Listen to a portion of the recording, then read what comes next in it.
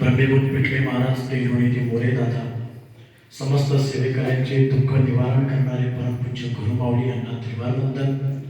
सर्व उपस्थित सेवेकरी बंधू आणि भगिनींनो, श्री स्वामी समर्थ. आज आपण गुरुचरित्र पारायणाचा सप्ताहाचा दुसरा दिवस करत असताना या ठिकाणी अनेक अध्यात्म, अनेक अनुभूती आपल्या सर्वांना स्वामी महाराजांच्या त्या पारायणातून मिळालेली आहे. अनेक ज्ञानाच्या गोष्टी, अनेक सामर्थ्याच्या गोष्टी स्वामी महाराजांनी आपल्या सगळ्यांना त्या ठिकाणी दिलेल्या आहेत. अनेक लोक व्यर्थ चिंता करतात. घरची समस्येची चिंता असेल, वैयक्तिक जीवनाचा चिंता असेल. मला तुम्हाला सांगणं आहे की कोणतीही व्यर्थ चिंता करू नका. कोणत्याही चिंतेच्या आहारी जाऊ नका. आपल्या जीवनातली सगळी चिंता आहे व्यर्थ. आपल्या जीवनाची सगळी चिंता आहे व्यर्थ. स्वामी महाराज आपल्या जीवनात आहे, ह्याच्या शिवाय दुसरा जीवनाला नाही अर्थ. श्री स्वामी समर्थ. स्वामी महाराज आपल्या सोबत आहे, ते आपल्या पाठीशी आहे.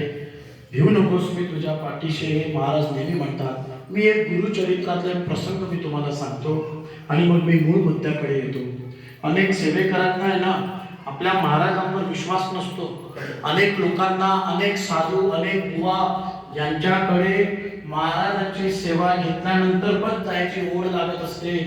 हे त्यांची ती दूषित असणारी विचारधारणा म्हणा, किंवा त्यांनी महाराजांना मनात साठवून न ठेवलं, मनात महाराजांना व्यवस्थित बघितलं नाही, म्हणून त्याचा तो दोष म्हणा.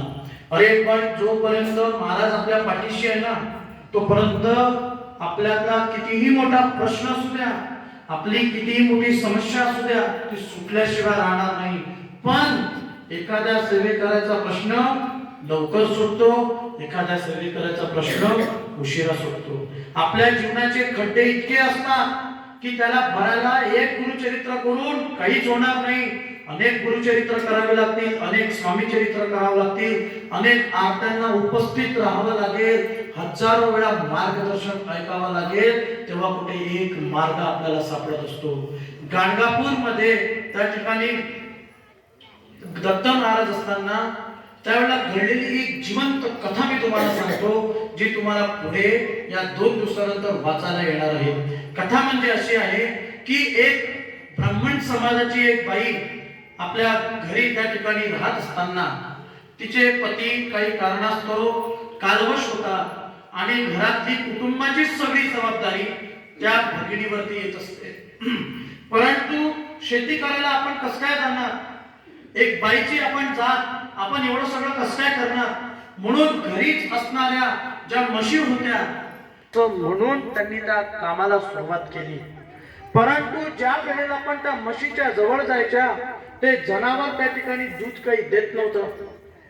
आणि मग त्यामुळे काय व्हायचं की 1 दिवस 2 दिवस असे अनेक दिवस कोरडे जायचे. मग घरात पैसा येणार तरी कुठून? त्यांना चिंता लागायला लागली. लोकांपुढे हात पसरवणार. एक दिवस ती लोक सुद्धा म्हणतील की अरे बस झाला तुमचा, आता आमच्याकडे मागणं, आता तुम्ही तुमचं बघत बसा. अशा वेळेला ती बाई रडत बसली, चिंताग्रस्त झाली. आणि चिंताग्रस्त झालेली ती बाई विचार करू लागली की मी आता आत्महत्या करू, माझा जीव देऊ की कोणाकडे मी जाऊ? अशा वेळेला